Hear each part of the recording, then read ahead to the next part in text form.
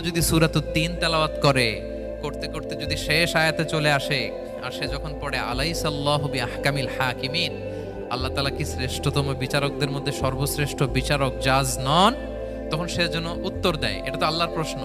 আলাইসাল্লাহু বিআহকামিল হাকিমিন, আল্লাহ আমাদেরকে প্রশ্ন ছুড়ে দিয়েছেন যে আল্লাহ তাআলা কি শ্রেষ্ঠ বিচারক নন। তখন যে তেলাওয়াত করে সে যেন বলে বালা বালা ওয়া আনা আলা যালিকা মিনাশ শাহিদিন। বালা মানে অবশ্যই, হ্যাঁ আল্লাহ অবশ্যই আপনি শ্রেষ্ঠ বিচারক, আর আপনি যে শ্রেষ্ঠতম বিচারকের সাক্ষী আমি দিচ্ছি, এই ঘোষণা আমি দিচ্ছি। পড়েন সুবহানাল্লাহ। আপনি দেখবেন মসজিদুল হারামে,